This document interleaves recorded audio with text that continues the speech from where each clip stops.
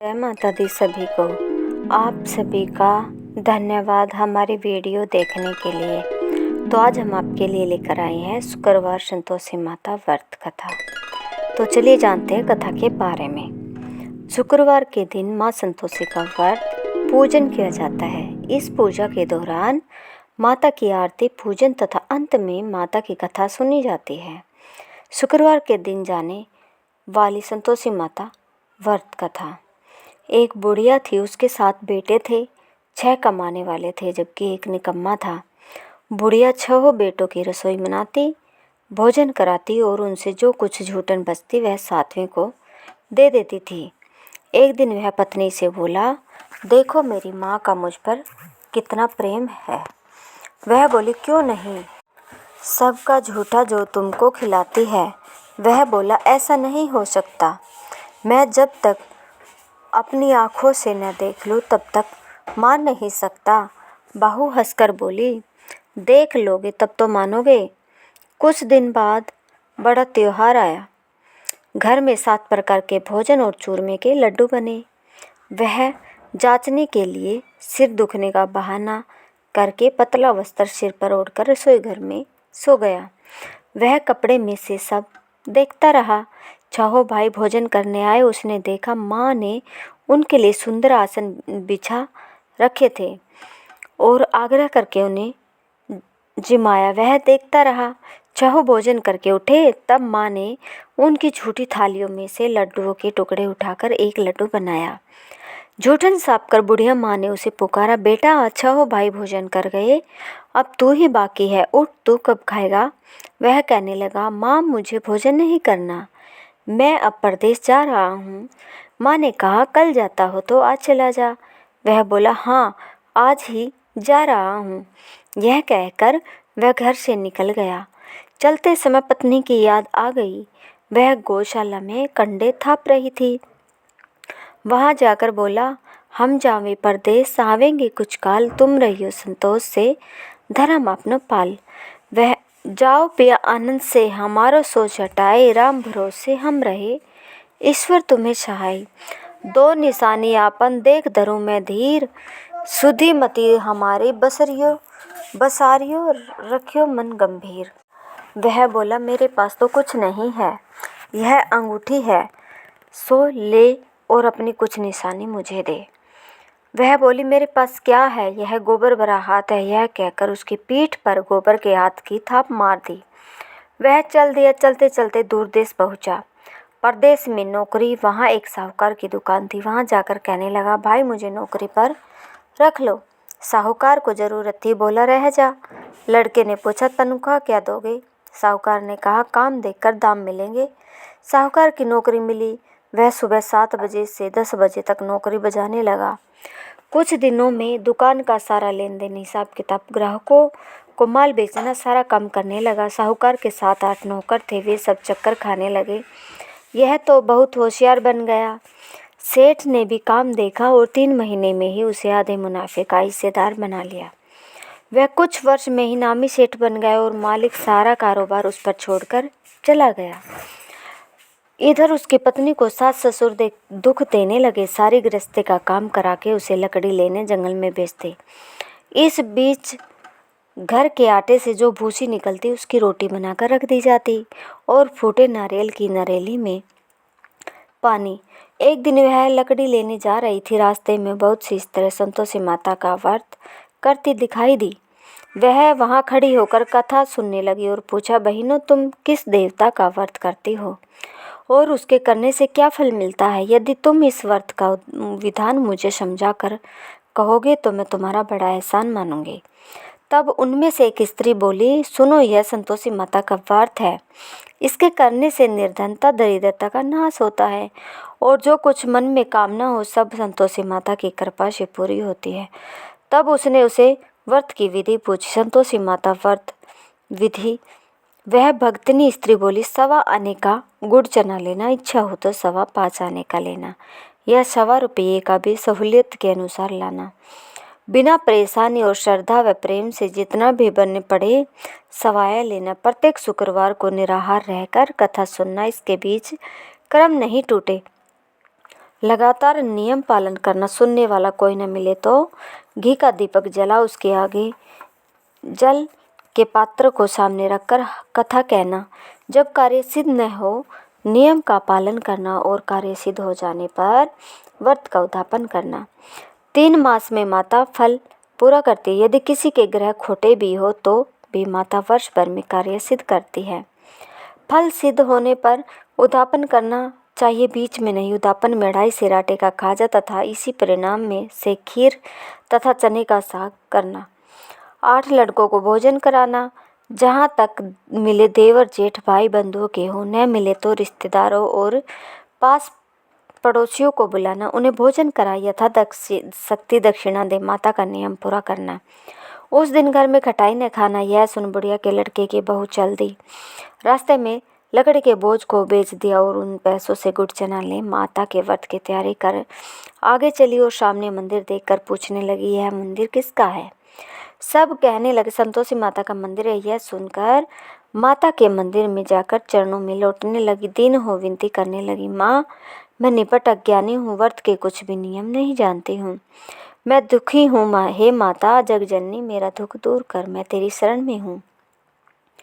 माता को दया आई। एक शुक्रवार बीता कि दूसरे को उसके पति का पत्र आया और तीसरे शुक्रवार को उसका भेजा हुआ पैसा पहुंचा। यह देख जेठ जेठानी मुँह सिकोड़ने लगे। लड़के ताने देने लगे, काकी के पास पत्र आने लगे, रुपया आने लगा, अब तो काकी की खातिर बढ़ेगी। बेचारी सरलता से कहती, भैया कागज आवे रुपया आवे हम सब के लिए अच्छा है। ऐसा कहकर आंखों में आंसू भरकर संतोषी माता के मंदिर में मातेश्वरी के चरणों में गिरकर रोने लगी। माँ मैंने तुमसे पैसा कम मांगा है, मुझे पैसे से क्या काम है, मुझे तो अपने स्वाग से काम है, मैं तो अपने स्वामी के दर्शन मांगती हूँ। तब माता ने प्रसन्न होकर कहा, जा बेटी तेरा पति जरूर आएगा।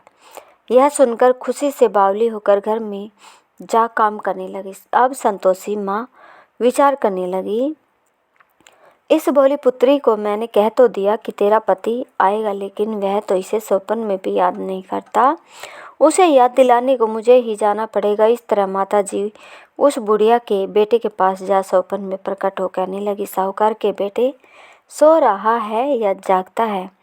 वह कहने लगा, माता सोता भी नहीं जागता भी नहीं हूँ, कहो क्या आज्ञा है? माँ कहने लगी, तेरे घर बार कुछ है कि नहीं? वह बोला, मेरे पास सब कुछ है, माँ बाप है, बहू है, क्या कमी है? माँ बोली, भोले पुत्र तेरी बहू घोर कष्ट उठा रही है, तेरे माँ बाप उसे परेशानी दे रहे हैं, वह तेरे लिए तरस रही है, तू उसकी सुध ले। वह बोला, माँ हाँ माता जी यह तो मालूम है, परंतु जाऊँ तो कैसे? परदेश की बात है, लेन देन का कोई हिसाब नहीं है, कोई जाने का रास्ता ही नज़र नहीं आता, कैसे चला जाऊँ? माँ कहने लगी, मेरी बात मान, सवेरे नहा धोकर संतोषी माता का नाम ले, घी का दीपक जला, दंडवत कर दुकान पर जा बैठ। देखते देखते सारा लेन देन चुक जाएगा, जमा का माल बिक जाएगा, सांझ होते होते धन का भारी ढेर लग जाएगा। अब बूढ़े की बात मानकर वह नहा धोकर संतोषी माता को दंडवत घी का दीपक जला दुकान पर जा बैठा। थोड़ी देर में देने वाले रुपया लाने लगे, लेने वाले हिसाब लेने लगे। कोठे में भरे सामान के खरीदार नगद दाम दे सौदा करने लगे। शाम तक धन का भारी ढेर लग गया। मन में माता का नाम ले चमत्कार देख प्रसन्न हो घर ले जाने के वास्ते गहना कपड़ा सामान खरीदने लगा। यहाँ काम से निपट तुरंत घर को रवाना हुआ। उधर उसकी पत्नी जंगल में लकड़ी लेने जाती है। लौटते वक्त माता जी के मंदिर में विश्राम करती है। वह तो उसके प्रतिदिन रुकने का जो स्थान ठहरा। धूल उठती देख वह माता से पूछते ही, माता यह धूल कैसे उड़ रही है? माता कहती है, पुत्री तेरा पति आ रहा है, अब तू ऐसा कर, लकड़ियों के 3 बोझ बना ले, एक नदी के किनारे रख और दूसरा मेरे मंदिर पर व तीसरा अपने सिर पर रख। तेरे पति को लकड़ियों का गट्ठर देख मोह पैदा होगा, वह यहाँ रुकेगा, नाश्ता पानी खाकर माँ से मिलने जाएगा। तब तू लकड़ियों का बोझ उठाकर जाना और चौक में गट्ठर डालकर जोर से आवाज़ लगाना, लो सासू जी लकड़ियों का गट्ठा लो, भूसे की रोटी दो, नारियल के खोपरे में पानी दो, आज मेहमान कौन आया है। माता जी से बहुत अच्छा कहकर वह प्रसन्न मन से लकड़ियों के 3 गट्ठर बनाई, एक नदी किनारे पर और एक माता जी के मंदिर पर रखा। इतने में मुसाफिर आ पहुंचा। सूखी लकड़ी देखकर उसकी इच्छा उत्पन्न हुई कि हम यहीं पर विश्राम करें और भोजन बनाकर खा पीकर गांव जाएं। इसी तरह रुककर भोजन बना, विश्राम करके गांव को गया। सबसे प्रेम से मिला। उसी समय सिर पर लकड़ी का गट्ठर लिए वह उतावली से आती है। लकड़ियों का भारी बोझ आंगन में डालकर जोर से 3 आवाजें देती है। लो सासू जी, लकड़ियों का गट्ठर लो, भूसी की रोटी दो, आज मेहमान कौन आया है। यह सुनकर उसकी सास बाहर आकर अपने दिए हुए कष्टों को भुलाने हेतु कहती है, बहू ऐसा क्यों कहती है, तेरा मालिक ही तो आया है। आ बैठ, मीठा भात खा, भोजन कर, कपड़े गहने पहन। उसकी आवाज़ सुन उसका पति बाहर आता है। अंगूठी देखकर व्याकुल हो जाता है। माँ से पूछता है, माँ यह कौन है। माँ बोली, बेटा यह तेरी बहू है। जब से तू गया है तब से सारे गांव में भटकती फिरती है, घर का कामकाज कुछ करती नहीं, 4 पहर आकर खा जाती है। वह बोला, ठीक है माँ, मैंने इसे भी देखा और तुम्हें भी। अब दूसरे घर की ताली दो, उसमें रहूँगा। माँ बोली, ठीक है, जैसी तेरी मर्जी। तब वह दूसरे मकान की 3री मंजिल का कमरा खोलकर सारा सामान जमाया। एक दिन में राजा के महल जैसा ठाट बाट बन गया। अब क्या था, बहु सुख भोगने लगी। इतने में शुक्रवार आया। शुक्रवार व्रत के उद्यापन में हुई भूल, किया खटाई का इस्तेमाल। उसने पति से कहा, मुझे संतोषी माता के व्रत का उद्यापन करना है। पति बोला, खुशी से कर लो। वह उद्यापन की तैयारी करने लगी। जिठानी के लड़कों को भोजन के लिए कहने गई। उन्होंने मंजूर किया, परंतु पीछे से जिठानी ने अपने बच्चों को सिखाया,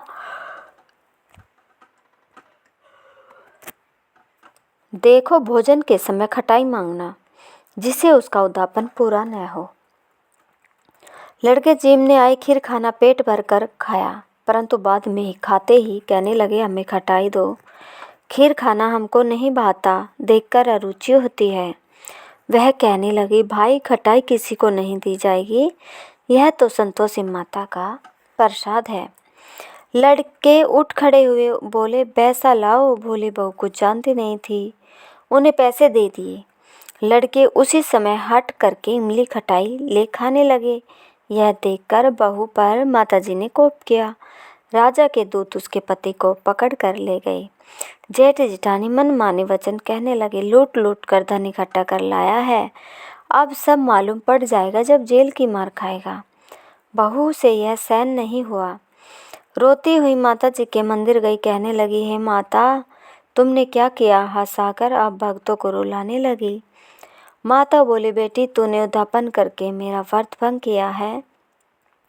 वह कहने लगी, माता मैंने कुछ अपराध किया है, मैंने तो भूल से लड़कों को पैसे दे दिए थे, मुझे क्षमा करो, मैं फिर तुम्हारा उद्यापन करूँगी। माँ बोली, अब तू भूल मत करना। वह कहती है, आप भूल नहीं होगी, आप बताओ कैसे आवेंगे। माँ बोली, जा पुत्री, तेरा पति तुझे रास्ते में आता मिलेगा।